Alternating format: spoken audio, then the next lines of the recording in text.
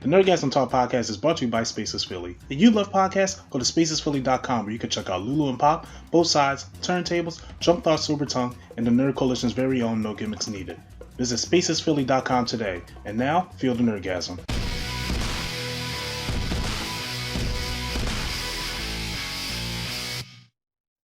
Now, you had something that I couldn't find earlier about Zoe Saldana.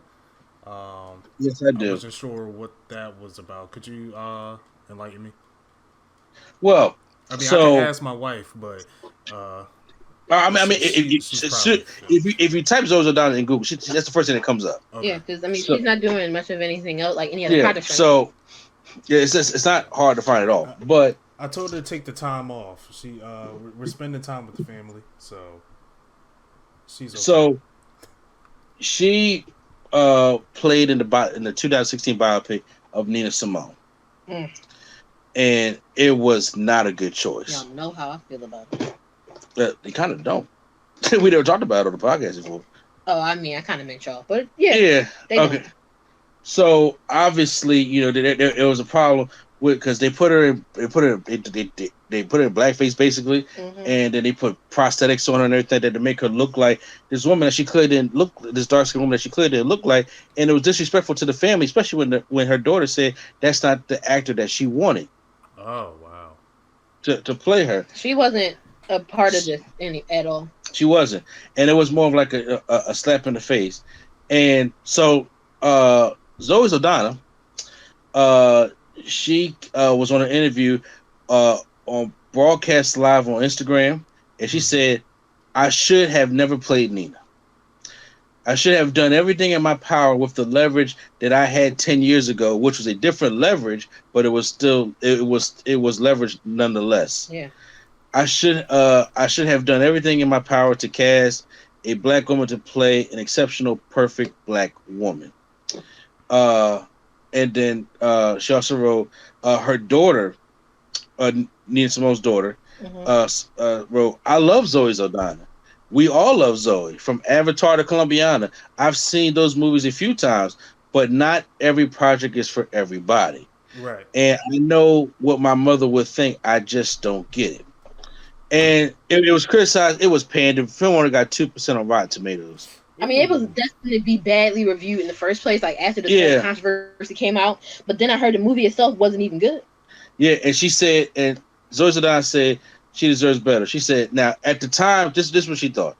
I thought back then that I had the permission to play her because I was a black woman, Saldana said, and I am. But it was Nina Simone, and Nina had a life, and she had a journey that should have been and should be honored to the most specific details because she was a specifically detailed individual. Becoming emotional, Saldana added, "With that said, I'm sorry. I'm so sorry. I know better today that I'm never going to do that again. She's one of our giants, and someone else should step up. Somebody else should tell her story." So she regrets. Regrets the role. Now, before the criticism comes, there is the criticism here also. So this is what happened back in 2013 when she was interviewed by Latina magazine.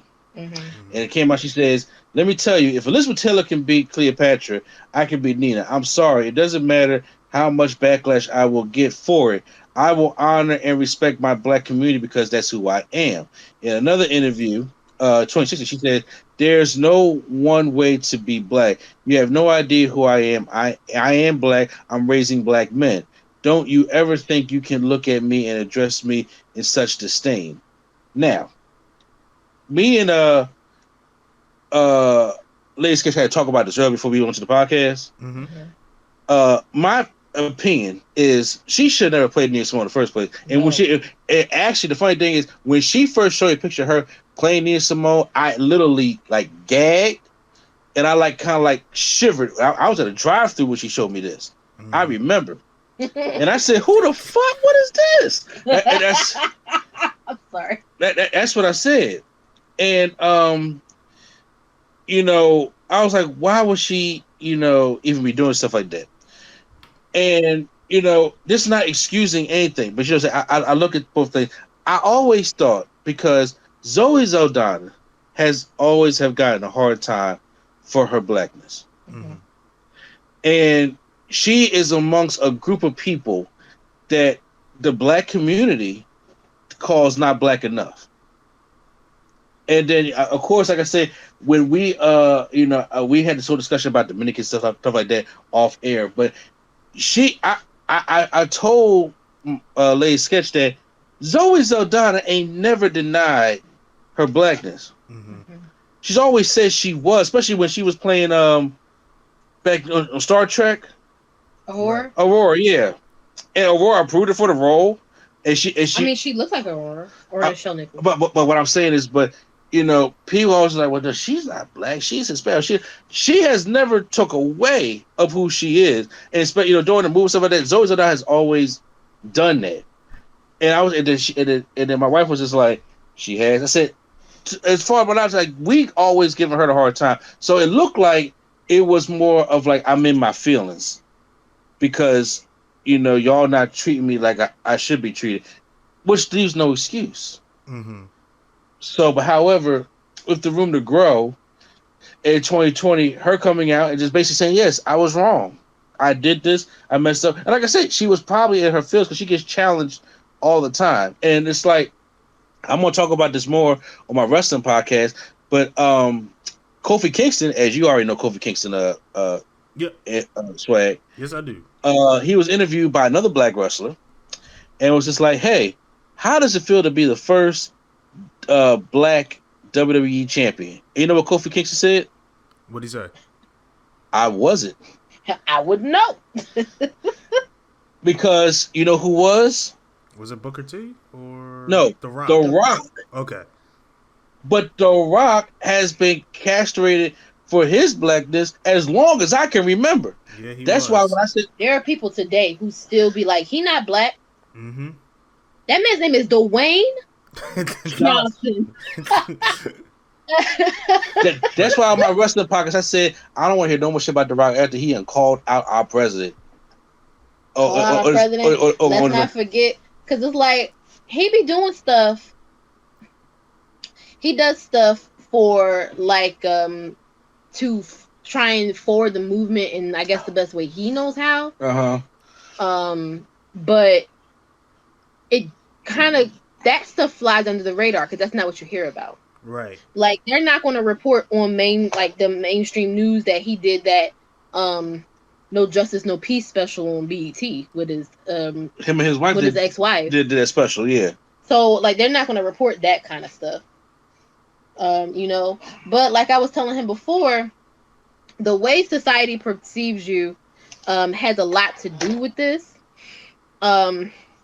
It seems like, because I'm speaking from somebody on the outside looking in, with family members who identify as such or are Afro-Latina, seems to be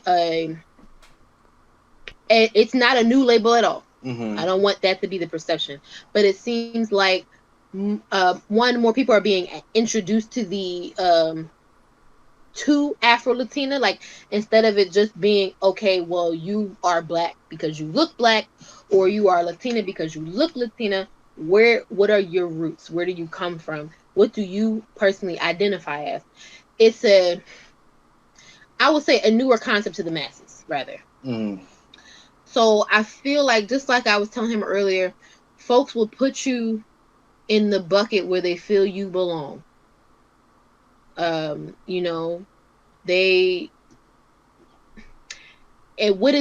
What's more palatable, because that's where they'll put you. Mm-hmm. If there's a question, like I said to him, because I know we'll get into it on the wrestling podcast extensively, but if you put Kofi Kingston in a movie, what is he going to be? He's going to be a black man. Or if he's going to be something outside of American, he'll either be some type of African or Jamaican. Okay? More than likely. If you put The Rock in a movie, let's count on our two hands how many ethnicities The Rock has been. A lot. In a movie. Yeah.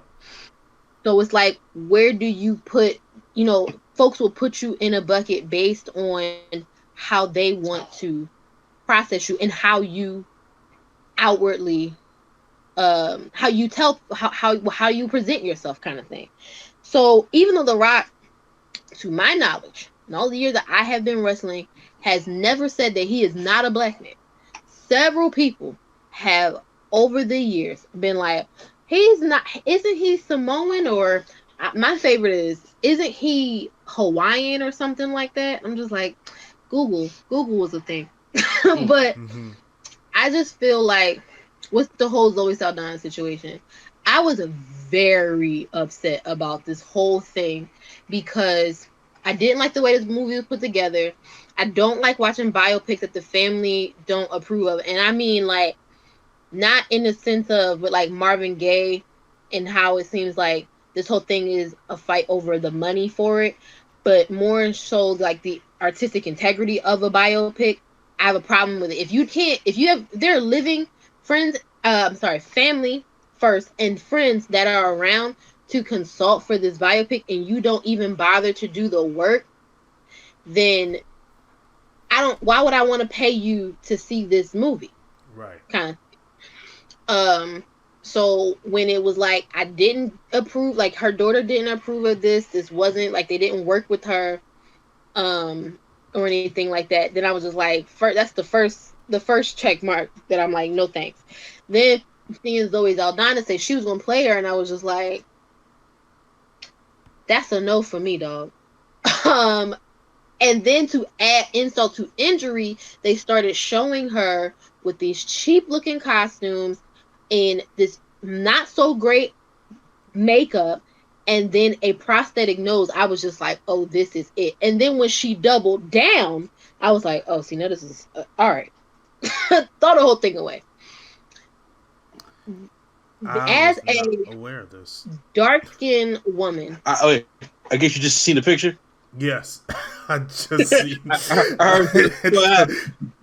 I would have to talk to her after this podcast to figure out what's going on. You do got a number. Oh my god.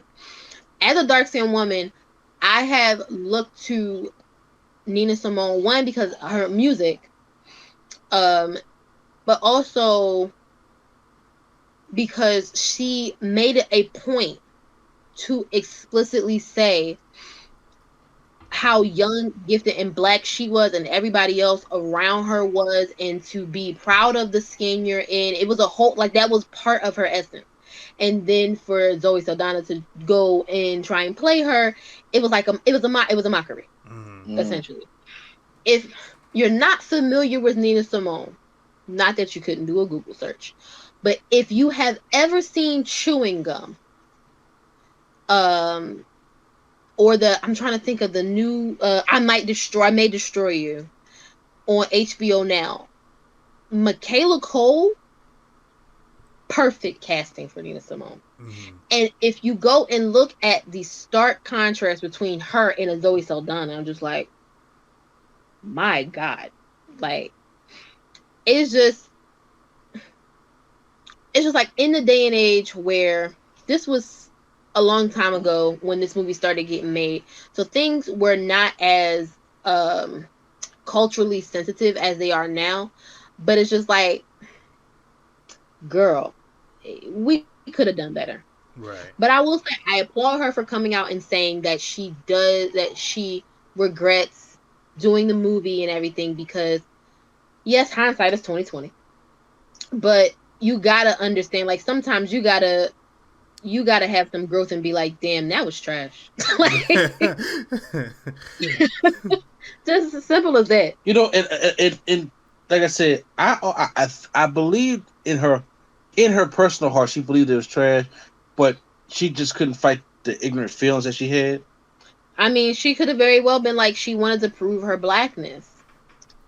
Right, She shouldn't have to. Right. But I'm just saying that could be what it was. Yeah, that could be her logic. Go ahead, Swag. Oh no, to say that could just be her logic thing right now. Like, I she's thought that tired was of bad proving. She's tired of proving how black she is, so she's like, look, here he goes. And it just didn't turn out well. And that's funny, because I did see her go live on Instagram. I watched it for a few seconds, but then I had something to do, and I just didn't know it was about this. So Crazy how small the world is. Now,